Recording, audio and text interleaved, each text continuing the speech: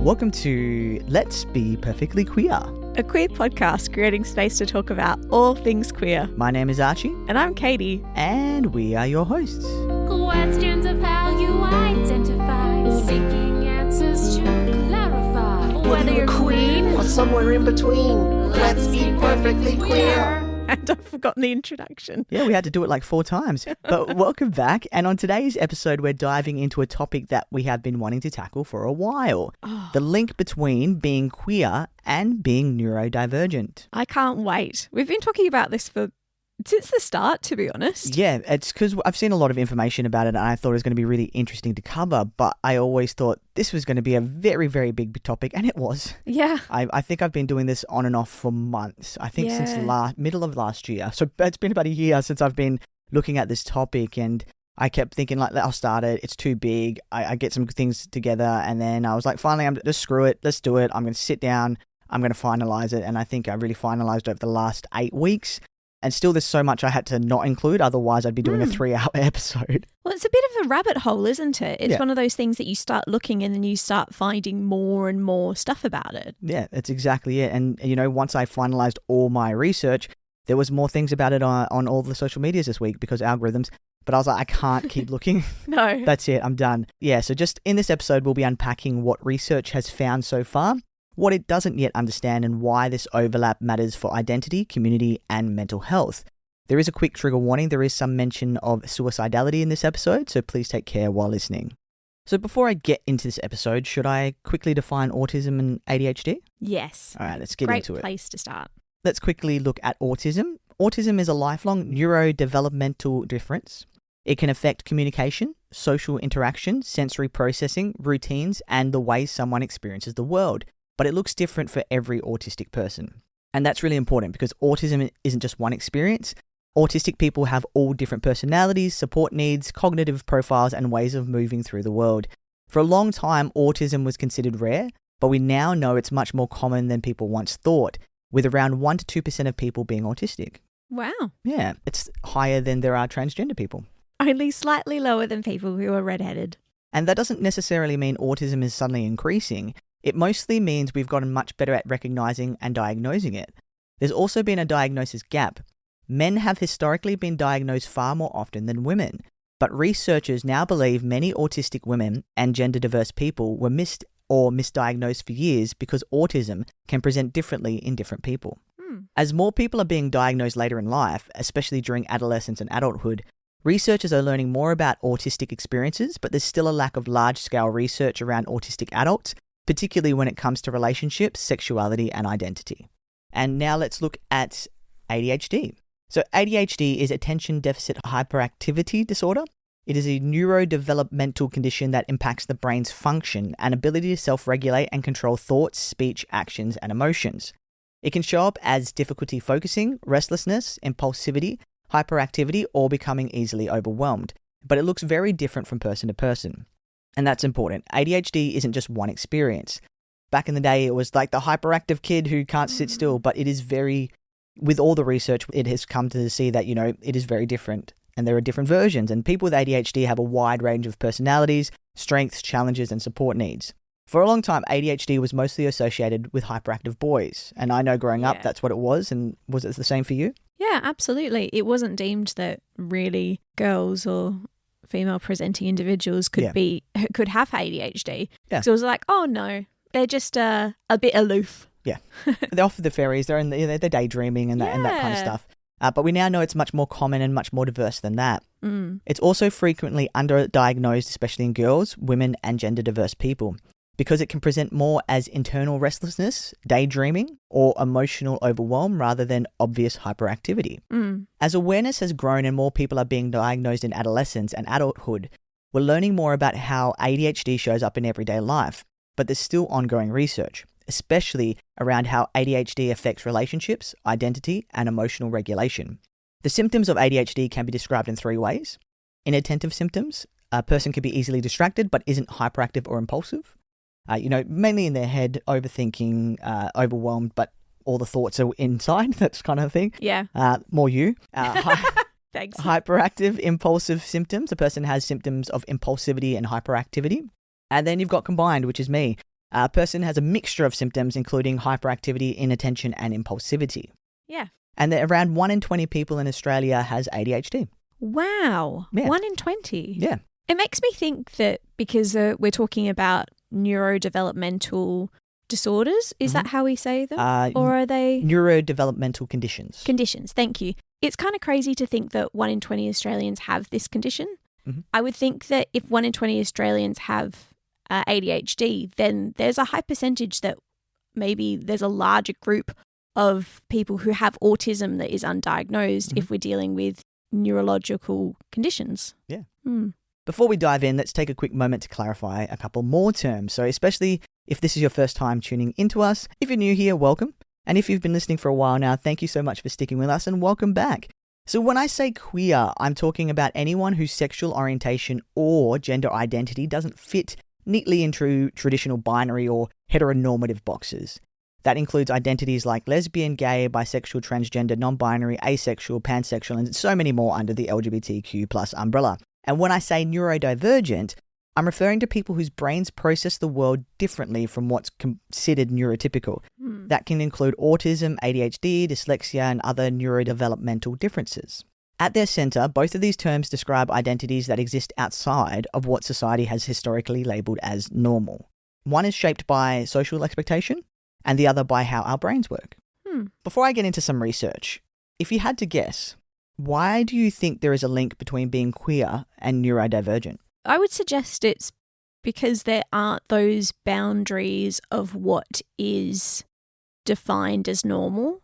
Like when you're queer, you already know that you're having to go beyond the boundaries. You're having to probably assess yourself to a lot greater level of being like, who am I? Yeah. What does this mean? And having to unpack yourself a lot more. Yeah. I was going to say maybe you're a bit more emotionally intelligent, but no, definitely doesn't mean that. I've met a lot of queer people who may not be so much. We're all individuals and we can all have different levels of emotional intelligence. But I think that innate questioning does open more doors of, oh, what is normal? As well as having different ways of thinking, which may be interlinked with neurodiversity, where you already have those normalcy barriers reduced and you're like, look, normalcy is not me.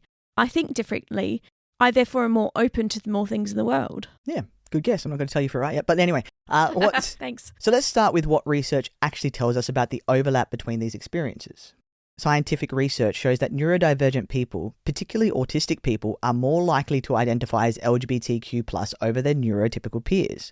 Research also shows that regardless of whether there is an autism diagnosis, transgender and gender diverse adults are more likely to report higher levels of autistic traits and sensory sensitivities compared to cisgender adults. Oh, interesting. And one major study published in 2021 by researchers at the University of Cambridge found that autistic individuals are 8 times more likely to identify as LGBTQIA+ compared to non-autistic people. Oh, wow. And 3 times more likely to identify as transgender. Jeez. The study also found that autistic men were 3.5 times more likely to identify as bisexual, and autistic women were 3 times more likely to identify as lesbian. And neurodivergent individuals were 8 times more likely to identify as asexual than the neurotypical population. The lead researcher, Elizabeth Weir, a PhD candidate at the Autism Research Centre, noted that these findings challenge long-held assumptions about both sexuality and neurodivergence. Organisations like the Brain Charity have also found similar patterns that show that neurodiverse communities show higher rates of queer identities compared to the average population. There is also a Dutch study shared by Spark that found 43% of autistic women reported being homosexual, compared to 18% of autistic men. Autistic women are also more likely to be attracted to both sexes or to neither sex at all. And so Spark is the Simons Foundation powering autism research for knowledge. So Spark also found research that suggests people with an autism diagnosis or autistic traits are 2 to 3 times more likely to be transgender than the general population, so that the statistics are matching there. And autistic people were also more likely to describe their gender as fluid, rather than strictly male or female, compared to non-autistic individuals. Yeah. There was also an international study from 2018 that found nearly 70% of autistic people identified as non-heterosexual. Do you know what? I'm not actually surprised about that. Yeah. Because at the end of the day, like, the construct of gender doesn't actually make sense. So if you're trying to describe that to somebody who's got a very neurodiverse brain who needs to know why things are done, and they're like, oh, this is gender, you'd be like, why? And that is more than double the rate in the general population. Wow. So you put it all together, and these findings reinforce what many neurodivergent members of the LGBTQ plus community already know through lived experience, that there is an overlap between being neurodivergent and queer. You could also say that when you already experience the world differently, like what you're mentioning, you may also feel more freedom or more honesty in how you understand and how you express yourself. Yeah. I know growing up, I never felt like I fit in. I'm not sure about you. I've mentioned it before, but I've always had this sense of feeling different to everyone else growing up. Like I saw the world differently. Growing up, having all these strict ideas of rules and society, that really messed with my head a lot, especially going to a Catholic school and they're like, boys do this, girls do this, man and woman. And so, for those who don't know, I am queer, obviously. You never know. I am transgender and I'm also diagnosed ADHD. Did you feel different growing up? Always. Absolutely. But I am not diagnosed with anything. Not to say that I haven't started the journey. It's just that the journey is a long journey to go on and I'm a little bit distracted, to say the least. But yeah, I always felt different. Absolutely. Yeah. Even when I was young, I remember when I was 5 thinking, I don't think everyone thinks this way. Yeah. Yeah. Yeah, no, I had that pretty much all through school. I was like, why do I feel this way? And I'm sure that nobody else feels this way and I feel so different and yeah. I think the brain just assesses things differently and you find yourself coming to conclusions a different way than other people do generally, because children are innately curious. Oh, yeah. I think when you've got a neurodiverse brain, that curiosity goes a bit on a tangent. But anyway, back to the facts. One US study published in 2022 looked specifically at college students and what happens at the intersection of ADHD and being a sexual or gender minority. Just to clarify those two terms briefly, when they say sexual minority, they are referring to anyone whose sexual orientation isn't straight, the terms they use in their study. Yep. And when they are saying gender minority, they're talking about anyone whose gender identity doesn't match the sex they were assigned at birth. So that includes trans people, non-binary people, gender diverse folk, and others who don't identify as cisgender. Okay. So what the researchers found was ADHD appeared almost twice as often in students who identified as a sexual minority, about 14.5% compared to 7.5% in straight students. The numbers were even higher for gender minority students, so your trans, gender diverse, etc. Nearly 24% had an ADHD diagnosis compared to just 8.6% of cisgender students. But here's the really concerning part. Students who were both ADHD and identified as a sexual or gender minority reported the highest levels of loneliness and suicidality out of everyone in the study. I'm not surprised. It's not surprising. And when multiple parts of who you are sit outside the mainstream of what society says is normal and has labelled the norm, there can be added pressure, isolation and lack of support. Yeah, that's exactly right, isn't it? You've hit the nail on the head of being like, this is why. Yeah. You feel alone. There is a sense of, I think one of the major things when it comes to if you're looking at suicidality and people's risk self-harm, that if people have supports and they don't feel alone, it's a very protective factor. Yeah. If your life consists of you thinking that you're different from everybody else and that your ways of thinking and that how you are is different, it's isolating. And there's actually a term for this. So for this kind of having the two identities and so this leads me into the next part of the episode. The double minority effect is what it's called. So do you know what the double minority effect is, or? I can make a really big guess in the fact that you have two minorities under your belt. Yeah. So what do I mean when I say the double minority effect? So the double minority effect is used to describe what happens when a person is navigating more than one marginalized identity at the same time, especially in a world that still carries a lot of stigma around both being neurodiverse and being queer. So really, you could be a triple minority. Or do they just not go above double? They're just like double. If it's just more than one, then it's double. Who knows? So it's not just about having two labels. It's about how those identities overlap, interact, and often heighten or complicate each other. Right. So when those two things overlap, being neurodivergent and queer, people often face extra challenges.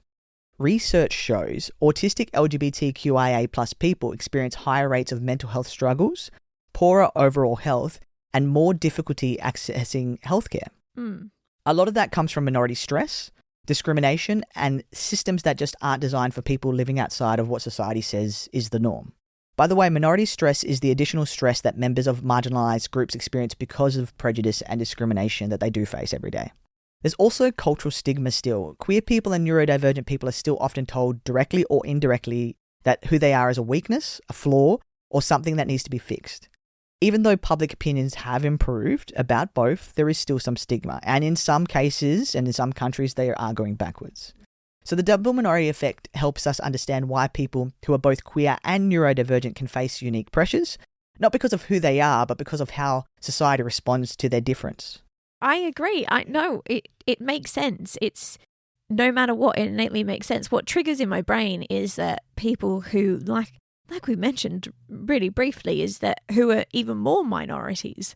That in this day and age, because of who we are, you've got cultural minorities on top of everything else. So it just makes me so concerned for people out there who feel alienated, firstly because they're in a different culture, then secondly because of they might be neurodivergent, then thirdly because they are queer. Yeah. Which is... And then you add on also people of colour, and then you've got another... Well, yeah, I kind of meant that from culturally divergent. Oh, sorry. That's okay. It's true. It could mean different things, can't it? It really can. So it's hard as well that there's all these different factors and people still perceive that being queer sometimes is a choice. Yeah. Which is, it's not. So if you've got all these factors of like, all right, well, you would have had a culture here, but now you're removed from it. So therefore, the people who are willing to support you are probably the best people in the world because they don't care who you are.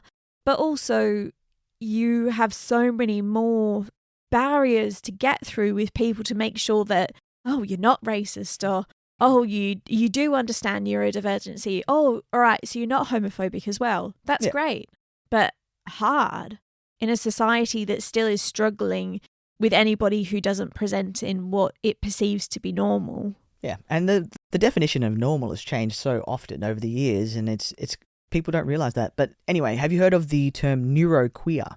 Well, I can imagine that that's somebody who's... But have you heard of it? I actually haven't, actually. No. Yeah, so I've seen it a bit on social media of late, algorithms and how they work. The term neuroqueer was created by Nick Walker and Athena Lynn Michaels Dillon to describe the experience of being both neurodivergent and queer.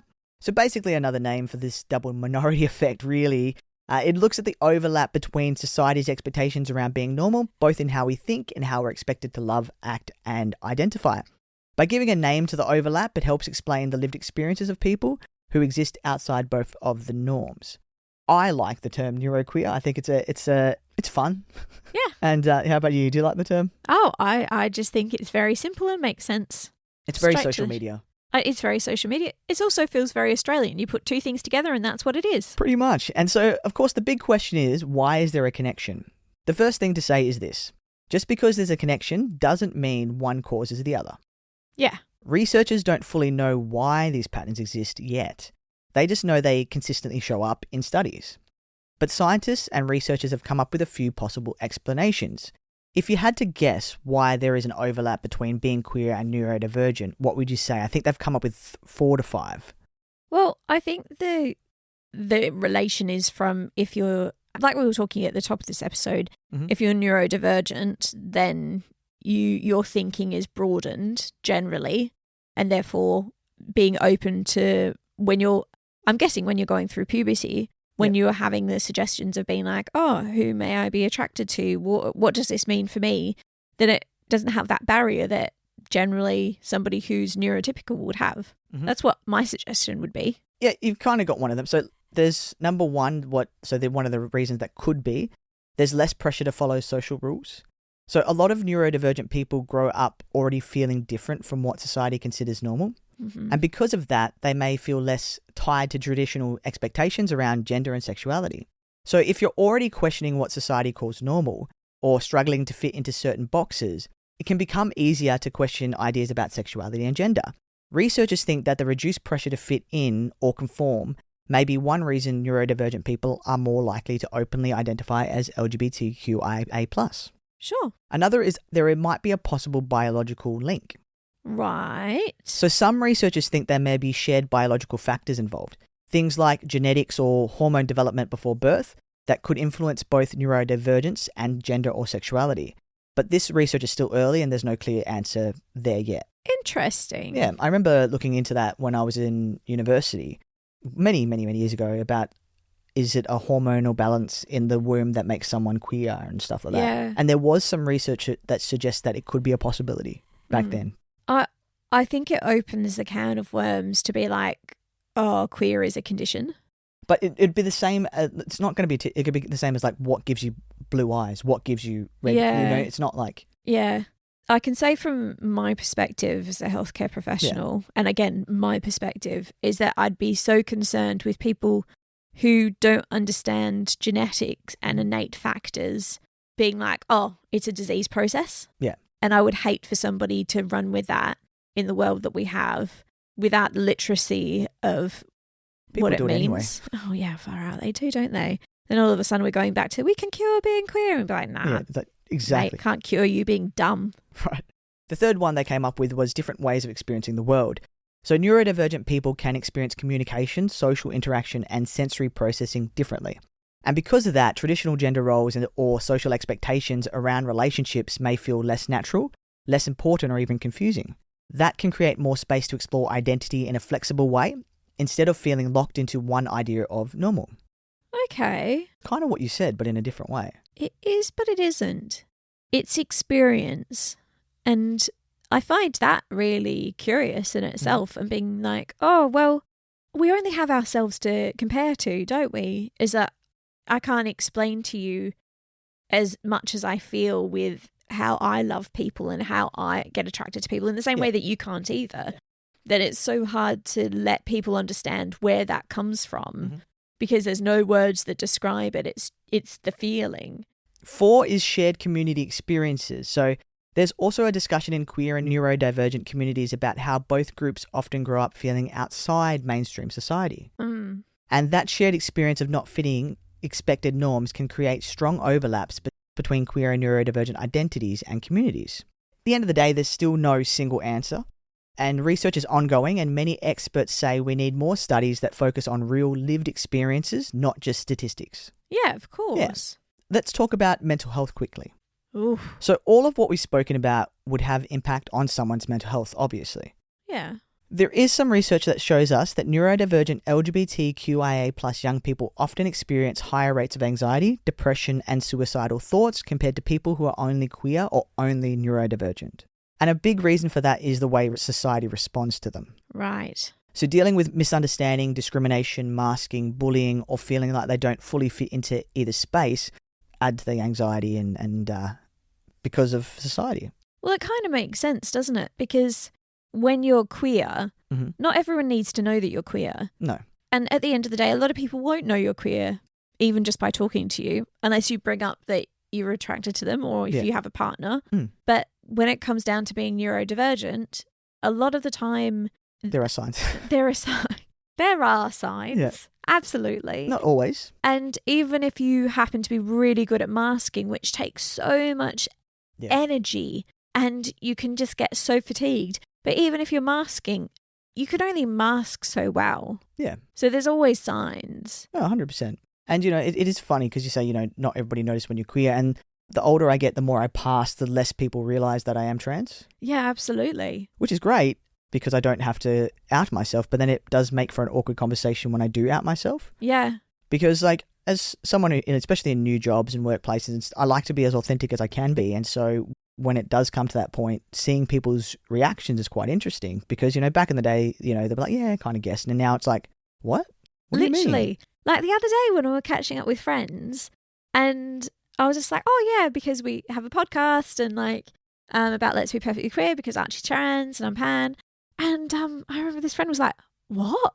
You've never told me this? And I'm like, well, it's not like I'm hiding it. I'm sure it would have come up in conversation. I talk about you being trans if it comes up. I was like, quite often. But I was like, if it comes up in conversation, I'm not going to be like, my partner's trans, by the way. Yeah. Yeah, it's not like I shy away from the conversation. Yeah. But I just thought it was so funny that I've been friends with this person for 2 years and they were like, oh, what? Yeah. Like, yeah, well, I guess that's just how, we've just never had that conversation. But in the same way that me being pansexual, it's not like that comes up.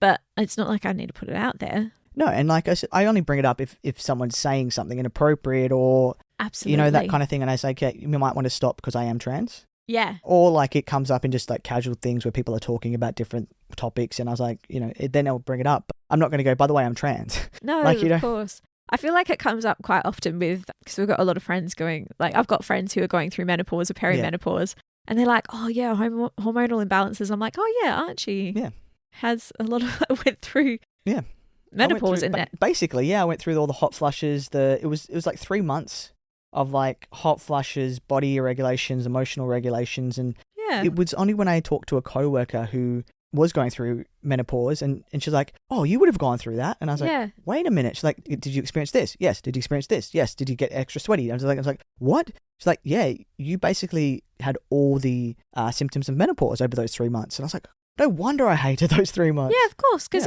in a way it would be like drug-induced menopause because it's a total change of your hormones. And the thing is as well, when you first, for those who don't know, and I mentioned it in a previous episode, but when you first start testosterone, you have an injection every month. Yeah. So every 4 weeks.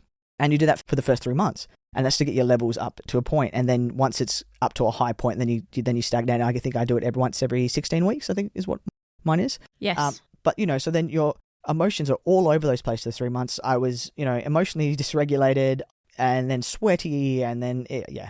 Yeah, of course. As well as like, I'm sure it had other effects with your body. Yeah. Imagine doing that and then also having autism. That would be a struggle. Absolutely. Because your relation with people is so different. And then having to go through all the hormonal changes, so significant. That's why sometimes that's why they do ask if you have any other diagnoses and stuff. So then they might put you on a slow release hormone to help. Yeah. I never realised. So, or they, instead of giving injections, they might give you the cream, but then some people don't like the sensitivity. So there's all these different things. And like, so you might do an injection once every 3 months or once every 6 months to start. So depending on who you are, how your body's going to experience things. And so it's not just a one size fits all approach. Of course not. Hey. And talking about one size fits all approach with talking about society and discrimination, it also means support needs can be really different for everyone. It depends on the overlap, how much of the overlap, what overlap between being neurodiverse and queer as well. And so a one size fits all approach doesn't really work when both neurodivergence and queer identity shape how someone experiences the world. Yeah, absolutely. Because even if you're talking about being trans and going to a psychiatrist and having to go through that stream of, this is something that I definitely want, making sure that you're emotionally sound enough to start going through the process. Yeah. And the emotional intelligence to know that this is a long process, this is a hard process, and that if you do have neurodivergence, it's going to be harder innately. We know this. So it's such a big thing in itself that discrimination, because you know, no matter what, we don't live in a perfect world, not going to lie. And going through something that is psychologically going to have a lot of toll on yourself, physically going to have a lot of toll on yourself, but also comes with such stigmas that you have to build up a lot of resilience. And being neurodivergent, you don't have resilience because you already are functioning so much harder than what is perceived as normal. So I wonder if, had I had my ADHD diagnosis when I went to the psychiatrist, would that have prolonged me being able to go onto hormones and whatnot? Because when I mentioned it in my episode, when I think it's called Assembling Archie. It's like the second episode. Yeah, it's been a while. I talked about the psychiatrist and how it was a bit condescending because at the start I was like, what's our expected kind of time frame? And she was like, minimum 12 months. And I was like, what? Like, I was ready then and I was like feeling very emotional and whatnot. After the second session, she's like, I want you to write an essay. Yeah. And the essay must have all the pros and cons of hormone therapy. And I did. It was a 2-page essay or something. She said 1 to 2 pages. I wrote a 2-page essay. Yeah. I had to email it to her. And then the third one we just went through and she was like, yeah, I can see you've really thought about this. I can see that this is not something that you've thought about overnight. I can see you understand every risk. I'm ready to sign you off. And I was like, and this was after 4 months. And I was like, but you said 12 months. She's like, that's just the worst case scenario. But that's such a poor thing to do because when you're neurodivergent and your expectations change. First of all, the expectation of coming into it and then that I was being like, great, I've got 12 months, and then you changed it, That being the first time that you're told that this process, even just speaking to a psychiatrist, will take 12 months of review, which I can understand the thoughts behind it. I do get it. Yeah. Because not everyone comes into it at the age that you did, which was like 29, I think. 29? 28 or 29. Yeah. Yeah. So not everyone comes into it with the adult knowledge. Your brain is already developed at that stage. You kind of know who you already are. Yeah. You generally have a job. You generally have things stable enough in your life. So I do get it. But for that to be the first time and the expectation to come in when you've lived a whole life of being like, this is not who I authentically am, and to be like, oh, wait another 12 months of us chatting. But this kind of, it goes into the, you know, the discrimination and not discrimination, but how we're treated differently or we need to be treated differently in the medical field, right? Because look, she didn't know I was ADHD. Yeah. And when you get 12 months from ADHD person, that sticks in your brain. And then I started calculating all the costs that were going to be involved. I'm like, I think it was like $380 per session. And they were like 45-minute sessions, like, or 30 minutes. They were very quick. And I was like, so I'm going to have to do this every 2 weeks to every month. I can't afford this. Yeah. You know, and this was just when I just started teaching. And so the pay wasn't anything great. How am I going to afford this? And then on top of that, hormones. And then on top of that, top surgery. I went on a spiral and I was very low for a while because of that. And so then I was low for like, I think a whole month till I saw them next time. She could have just said, for everyone it's different. I can't give you a timeline. Yeah. That would have been perfect. And I was like, cool, no problem. I won't have any expectations. But then I was expecting 12 months and I was getting so worked up and not sleeping and that was affecting every part of my life. She didn't know that, but that's what happened because being, you know, neuroqueer and like having the ADHD, overthinking, going through cycles, trying to work out everything. That's what I thought about it every night. But also, I would imagine that most people would feel the same way in the fact that you've been given an expected time frame. First of all, you've not been given a time frame, then you've been given a very long expected time frame, and then that suddenly changes, which on a flip side would be grand, but on the other side it's like, why does this keep on changing? Is this you deciding this? I would have been really flipping pissed off. And then it also goes back to like getting top surgery, because with top surgery, that was my main thing. I was like, is hormones top surgery? And I needed a letter from my endocrinologist and my psych before I could get top surgery. And then once I met him for my consult, he was like, oh, yeah, you're of sound mind. You didn't need any of this. And I'm like, what? Yeah. So I went to all this effort. I hadn't seen my psych in a while when I went to go get top surgery. Then I had to contact, email, phone call, all that, and get the letter. And then she made me make an appointment to get the letter, which was another $380. I know. Just to get the letter. That was it. I do actually remember that. I was like, but why? Just to get the letter. And then I think we agreed to like a 15-minute appointment where I still had to pay $250 to get the letter or whatever it was. Which is a bit ridiculous because she's already assessed you. Yeah, it's just a letter. For everything, including hormones. So what's the difference between hormones and top surgery? It's a lack of understanding is what it is. That's exactly it. So like I have to go in. And so then I literally just got in, grabbed the paper and left. Yeah. She's like, do you need to talk about anything? I'm like, no. And so that, you know, all these extra additional stress and costs because people don't understand. And then once I got there, had I known, because I was talking, I think I phoned them up at the clinic for the top surgery and said, you know, what do I need to have prepared? Had I known that I didn't need that at that consult and you only need it before booking in a surgery date, then I could have gone, didn't have to do that. And he would have been like, oh, no problem. Like, you don't need anything. Yeah. Because I also needed a letter from my doctor and all that stuff as well. And it was just like, cool. So I went through all these hoops that with someone with ADHD is very stressful to try to get all your ducks in a row. So there's just all those added stresses that people don't realize. Do you find that with going into because it's your psychiatrist who gives you the ADHD tabs, or is it a psychologist? That's a different one now. Different psychiatrist. Yes. Different. Are they a psych or a psychologist? They're psychiatrist. Psychiatrist, because it's ADHD medication you get managed. Do you find that talking to him, because he's quite young, isn't he? He's like the same age as us? No, he's a bit older. Because he seems to have a really good understanding of ADHD. He's ADHD. Yeah. Yeah. Which is brilliant. It's lovely having healthcare professionals who understand the journey that you're going on. He knows you're trans. Yes. Have you had discussions about being trans and having ADHD?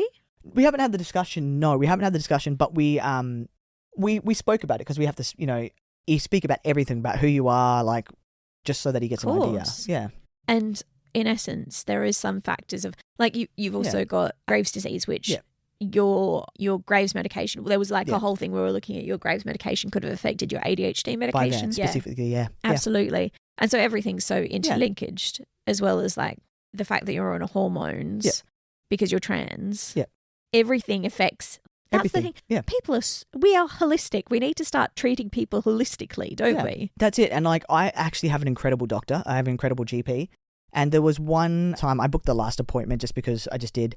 And then he was like, can I ask you some questions? And so he was just asking me questions about being trans. And then we spoke about the interlink. He was like, because there is an interlink between people being, because we spoke about like being trans, and he knows that I'm on ADHD medication. He's like, yeah, there is this interlink now, isn't there? There's more people who are coming up we're finding more people who are queer and also neurodivergent. So we spoke about that as well. So he knows there's a link, and he's been on forums and research and stuff as well. And he's great. Like, literally, we spoke for 30 minutes after my appointment just so he could get a knowledge of a first-hand lived experience from a trans person. Yeah. So that he had a better understanding for his other patients, because he does have other trans patients as well. Yeah. And younger patients. So I'm one of the older patients, so he does have a lot of younger patients. So he just wanted to get some lived experience understanding so that he knew how to better speak to the younger trans patients that he does have. Yeah.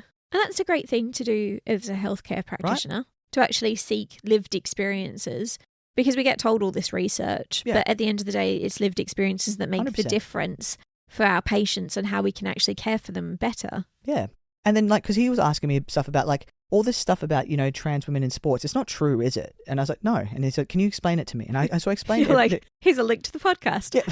I didn't do that. Damn, I should have done that. Missing out on an extra listener. Absolutely. But yeah, so we went through all that because he's like, I just want to learn, because this doesn't make sense to me, and I don't want to listen to misinformation. I want to get information from someone who understands what's going on. Yeah. And I was like, yeah, of course. And that's beautiful, because then you feel heard. Right. And then you know someone cares. So it goes when you're feeling alone because you're part of all these double minorities. Yeah. As a neuroqueer person, thank you for all my keywords. But it's harnessing that I'm trying to understand you. I want to help you. You are seen. Yes. That is beautiful. And it's very rare. And it's so important. Yeah. And I think that we can do that as professionals who deal with general society, whether you are a healthcare professional or an educator, or actually just anybody dealing with humans, coming to it with a curious but a understanding that the journey might be harder, but let me help you. Yeah. I also, look, I'm not going to lie, I do have this privilege of appearing to be inside of society's norms, if that makes sense. Yeah, of course. I'm not, if someone was to look at me on the street, they're not going to think I'm neurodiverse or I'm queer. No. Do you know what I mean? So agree, I'm very lucky in that regard, and that might be part of the reason that I have good experiences with healthcare professionals, because I fit into their model of what they feel should be a societal norm, if that makes sense. Yeah. Because I'm not someone I don't bend the boundaries of gender. I'm not super artsy or quirky or out there or look very different to what society would particularly expect a cisgender male to look like, if that makes sense. And so I do wonder if that does play an impact on how I am treated by healthcare professionals, and if, because for them, they can see that I kind of fit a box that meets their understanding that they're so great with me. I'm not sure if that would play a part, but I think it might. I think there is some elements of that playing a part. I think it also plays a part that you're quite articulate, and you are very introspective. You generally have unpacked things to quite a degree before you bring it to somebody. ADHD. Yeah, well, absolutely. It's true, but it's having the combination of unpacking it, which, that is overthinking. Won't gonna lie, I'm trying to make it look like a bow because that's what we all do. But it's being able to articulate it at the end of the day and be like, look, I've looked at all the resources, because overthinking has always been, women overthink. They overthink about everything. Yeah. It's the perception. It's like, oh, they fret about everything. And I'm like, well, no, our brain is wired to think about every single possibility. And that comes with anxiety. Of course it is, because we are preparing for every single possibility. But when I talk to you about it, I have thought about everything. So the consideration I have had for this is massive. Yeah. So coupled with somebody who's very articulate is brilliant because you're like, I've already given you all the scenarios. I've gone through this 50 million times in my head. This is what I'm coming out to you with what I think it is. Yeah. Which is actually a gift. And that's the thing. So every healthcare professional I've gone to, because I have, a mum who was like a hypochondriac, every little thing we had to go to the doctors. I had to research everything. I was like, is this worthy to go to the doctors? I'm not going to waste my time 3 hours in emergency for like a dislocated finger or a nosebleed. No, when I should have gone for a nosebleed. But anyway. Oh, yeah, true. For me, I have all the facts. I've redone the research. So when I went to my endocrinologist, when I went to my psychiatrist, my psychologist, I went with everything and I said, this is what's going on. Here's all the research I found. This is the result I want at the end of it. Let's talk through it. Yeah. And then even with my psychiatrist about ADHD, he's like, what do you want to get out of this? It's like, I just want to talk to you. I want to work out, do I have ADHD? And then what's the best path forward? And I will take your recommendation. I've looked at the different things. I've seen there's coaching. I've seen there's medication. I've seen there's therapies. Whatever you recommend, let's do it. Yeah. All the healthcare professionals I've ever dealt with have always been like, oh, you're quite introspective, aren't you? And I'm like, yeah.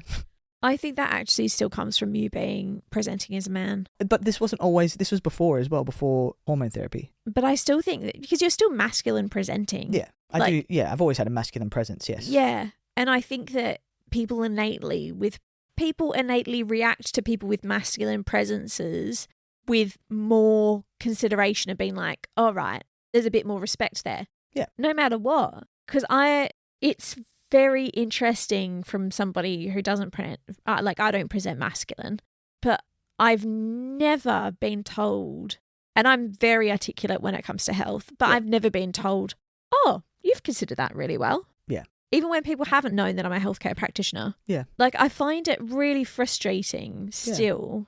Yeah. And it could also be why, like, I've spoke to a lot of friends who either their partner or themselves, they've gone for their ADHD diagnosis and they've not been treated as great as I have been. 100%. And they've kind of been questioned along the whole way. And all those people have been women. They've all been women. Or like I say, all the person I've been speaking to has been their husband talking about their partner, or, but everybody who's had the diagnosis has been a woman. And my experience has been a lot better. I've been respected. I've not been questioned. There's been no pushback. They're like, okay. But even like one of our friends who's male who has autism. Yes.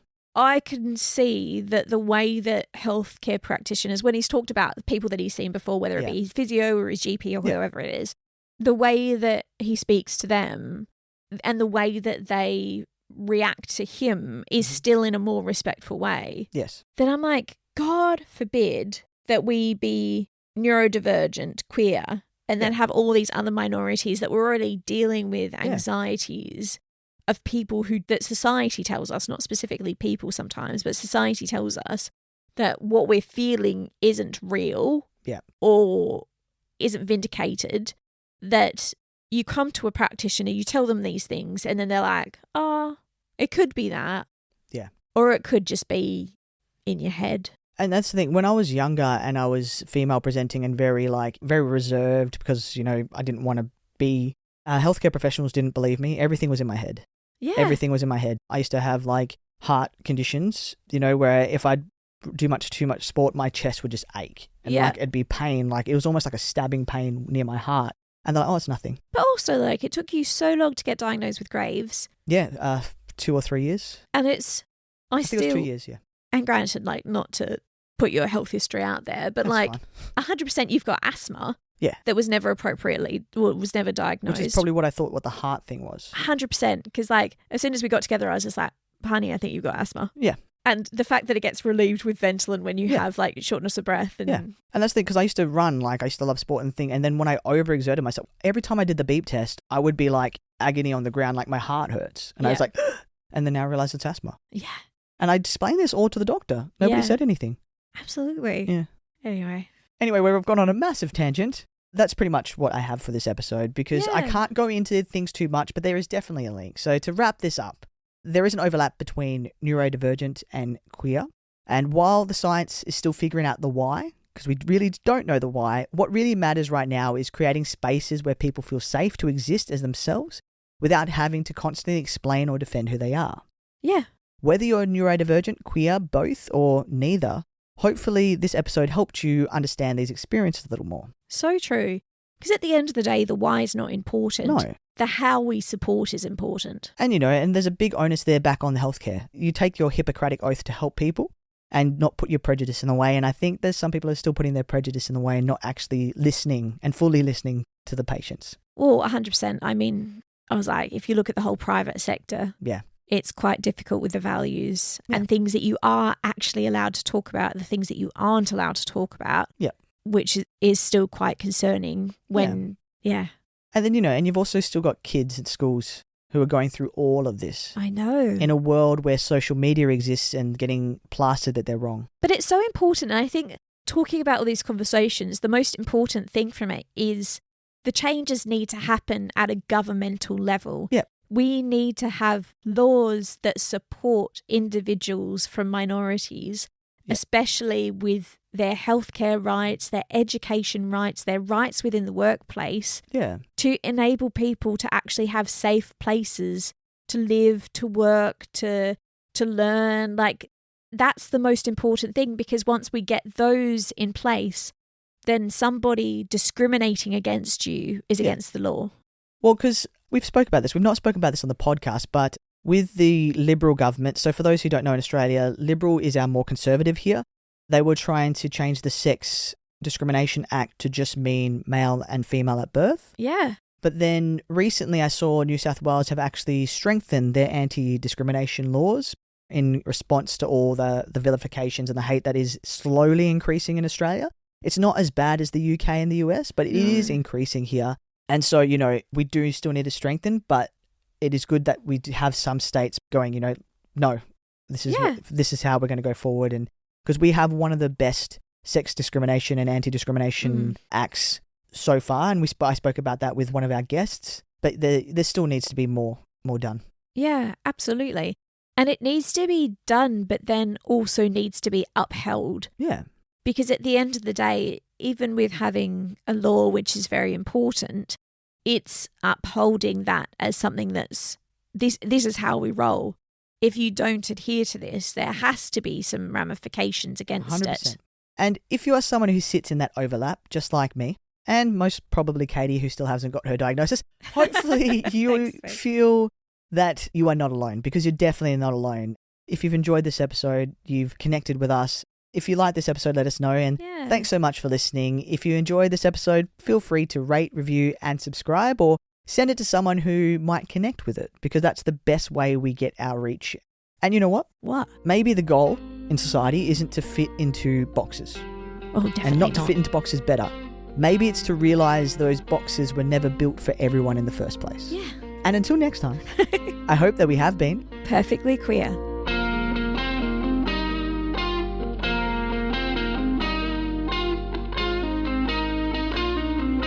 Let's be perfectly queer.